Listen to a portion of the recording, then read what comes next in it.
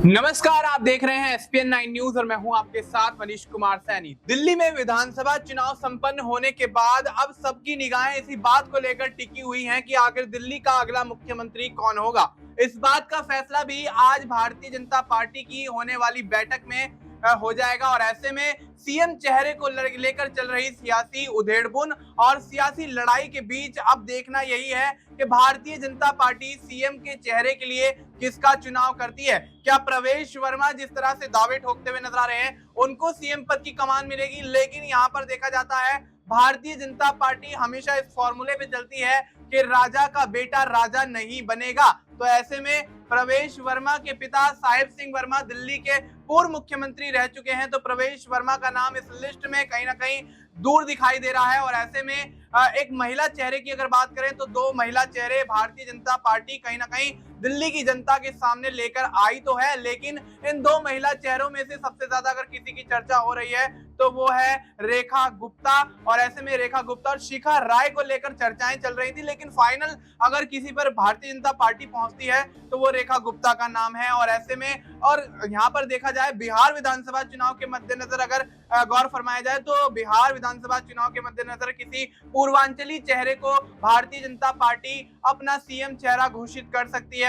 और उस पूर्वांचली चेहरे में दिल्ली के दो बड़े नाम यहाँ पर सामने आते हैं। एक अभय वर्मा का नाम सामने आता है और एक कपिल मिश्रा का नाम सामने आता है, जो कि पूर्वांचल से बिलोंग करते हैं। और यहाँ पर कहीं ना कहीं बिहार विधानसभा चुनाव के मद्देनजर अगर भारतीय जनता पार्टी सीएम चेहरे का चुनाव करती है तो कपिल मिश्रा या फिर अभय वर्मा में से किसी एक पर दाव लगाती हुई नजर आ सकती है। लेकिन देखा जाए तो इन सब कयासों के बीच कहीं ना कहीं भारतीय जनता पार्टी को आलोचनाओं का भी सामना करना पड़ रहा है। और ऐसे में कांग्रेस हो या विपक्षी आम आदमी पार्टी लगातार सीएम चेहरे पर चुनाव ना होने के कारण, सीएम चेहरे पर भारतीय जनता पार्टी का निर्णय ना आने के कारण कहीं ना कहीं अब जोरदार निशाना साधते हुए नजर आ रही हैं, जिसको लेकर दिल्ली की सियासत का माहौल काफी ज्यादा गर्माता हुआ नजर आ रहा है। इस मुद्दे पर विस्तार से चर्चा करेंगे हमारे वरिष्ठ सहयोगी अमन सर के साथ। सर बहुत बहुत स्वागत है आपका।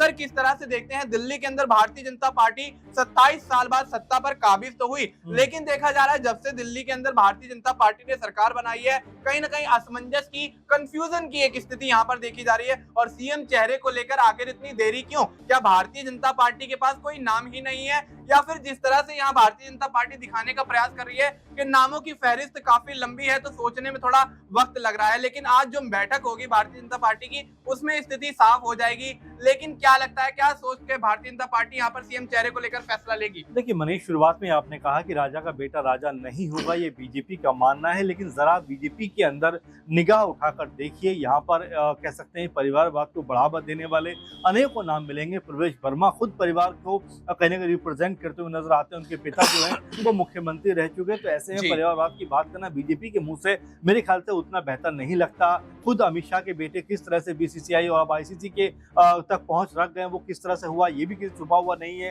अश्विनी चौबे जो सम्राट चौधरी उनके पिता क्या कुछ है, उनके बारे में भी हम बात कर सकते हैं। इसके अलावा अनुराग ठाकुर उनके पिता मुख्यमंत्री रह चुके हैं। तो ये सिर्फ कहने भर के लिए है कि बीजेपी में परिवारवाद को लेकर जो है काफी एहतियात बरता जाता है, या फिर परिवारवाद की जो परंपरा है उसको आगे नहीं बढ़ाया जाता। जबकि सच तो ये है कि बीजेपी के भी तमाम बड़े दिग्गज चेहरे जो हैं, उनके परिवार जो हैं या उनके बच्चे जो हैं, उनके बेटे जो हैं, उनकी बेटियां जो हैं, वो आगे बढ़ते हुए नजर आते हैं। आप जरा देखिए, राव इंद्रजीत की बेटी आरती राव वो अभी हरियाणा सरकार में मंत्री हैं, तो क्या ये परिवारवाद का उदाहरण नहीं है? तो ऐसे में बीजेपी के कहने और कथनी में बहुत कह सकते हैं करनी और कथनी में अंतर है। और यही बात अब जिस तरह से आप कह रहे हैं कि क्या दिल्ली में इस बात का उदाहरण देखने को मिलेगा कि प्रवेश वर्मा के नाम पर मोहर नहीं लगेगी, क्योंकि वो कहीं ना कहीं पारिवारिक जो उनका है वो राजनीतिक घराने से आते हैं। लेकिन देखिए ये कोई बड़ी बात नहीं है। और प्रवेश वर्मा जब जीते थे उसके तुरंत बाद वो एक तरीके से अमित शाह से मिलते हुए नजर आए थे, तभी ये बात कही जाने लगी थी कि हो सकता है यहाँ से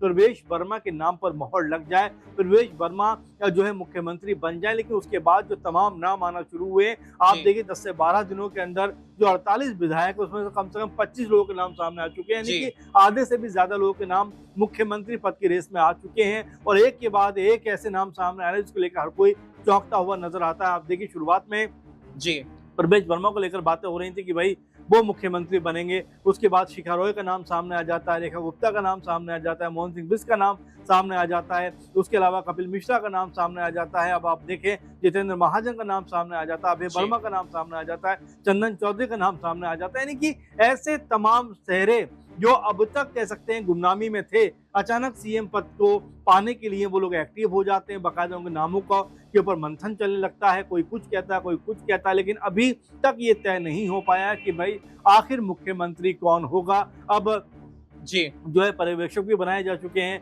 रविशंकर और धनखड़ किस तरह का फैसला करते हुए नजर आते हैं ये शाम तक देखना होगा। और देखिए सभी लोग एक ही बात कहते हुए नजर आ रहे हैं कि जब आपस में तालमेल ठीक है, जब आपस में सारी चीजें बेहतर हैं, आपस में जब कोई रिश्तों में दरार नहीं है, तो आखिर फिर एक मुख्यमंत्री को चुनने में 12-13 दिन का समय क्यों लग रहा है। और आखिर बीजेपी इतनी डरी सहमी हुई सी क्यों है कि कल शपथ ग्रहण समारोह और आज तक भी उनके सीएम का नाम का अता पता नहीं है। कभी कहा जाता 17 को होगा, कभी 18 को बताते हैं, कभी 19 को बताते हैं, कभी 11 बजे बताते हैं, कभी 9 बजे बताते हैं, कभी 7 बजे बताते हैं। यानी कि उनका कहा जाए तो टाइमिंग भी फिक्स नहीं हो पा रहा है। और एक तरीके से बीजेपी कहीं ना कहीं विपक्षी दलों को बोलने का मौका दे रही है कि भाई आप अगर इस तरह का काम करेंगे तो जाहिर बात है कोई भी बोलता हुआ नजर आएगा। आप देखिए 8 तारीख को बीजेपी को शाम होते होते तक पूरा बहुमत मिल गया था, 48 सीटों पर उनकी जीत निश्चित हो गई थी। अगले दिन लोग सोच रहे थे कि विधायक दल की बैठक होगी, बीजेपी एक नाम चुनेगी और 10 तारीख को शपथ ग्रहण समारोह हो जाएगा, लेकिन ये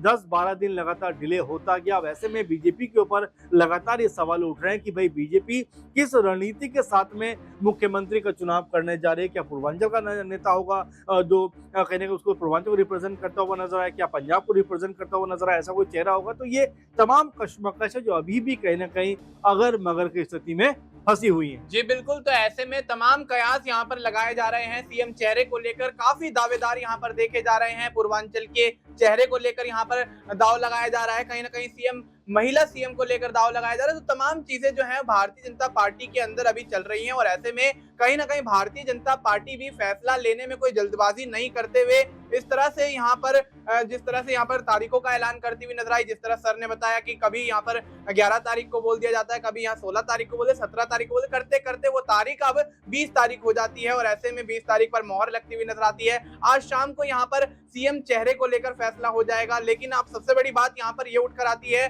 कि जो सीएम चेहरा यहाँ पर चुना जाएगा, क्या अन्य सीएम चेहरों के दावेदार यहाँ पर उसको एक्सेप्ट करेंगे, उसको यहाँ पर कबूल करते हुए नजर आएंगे, या उसके बाद पार्टी के अंदर फूट पड़ती हुई नजर आएगी, बगावत यहाँ पर देखी जाएगी। क्योंकि यहाँ पर देखा जा रहा है भारतीय जनता पार्टी के अंदर कई सांसद चेहरे भी ऐसे हैं जो कहीं ना कहीं सीएम की रेस में अपने आप को देखते हुए नजर आ रहे हैं। उसमें से एक नाम मनोज तिवारी का सामने आ जाता है, एक बांसुरी स्वराज का नाम सामने आ जाता है। तो तमाम यहाँ पर चेहरे हैं जो कहीं ना कहीं सीएम पद के लिए दावेदारी ठोक रहे हैं। लेकिन सर आखिरी सवाल यहाँ पर छोटा सा लेना चाहेंगे कि यहाँ पर क्या लगता है, क्या सीएम चेहरे पर अनाउंसमेंट के बाद भारतीय जनता पार्टी के अंदर बगावत की स्थिति हम देखते हुए नजर आएंगे, या फिर कहीं ना कहीं भारतीय जनता पार्टी के आलाकमान द्वारा स्थिति को भांपते हुए कहीं ना कहीं उसकी तैयारियां पहले से की गई हैं? देखिए बिल्कुल, और जिसमें कोई दो राय की बात नहीं है मनीष की यहाँ पर बीजेपी के लिए कोई भी नाम को चुनना आसान काम नहीं होगा और अभी भी नहीं है, क्योंकि 48 विधायक उनके पास हैं और लगातार ये बात कही जा रही है। जैसे मैंने आपसे कहा कि 25 से 30 नाम ऐसे निकल के सामने आए जिनको लेकर लगातार चर्चा होती रही कि ये सीएम बनेंगे, ये सीएम बनेंगे, वो सीएम बनेंगे। और यहाँ पर अगर आपस में कोई तालमेल नहीं है तो बिल्कुल इसमें कोई दो राय की बात नहीं है। कोई मुझे लगता है इसमें सोचने की बात नहीं है कि बीजेपी के लिए मुश्किल स्थिति होने वाली है। बीजेपी को जो माहौल है उसको संभालना आसान नहीं होगा।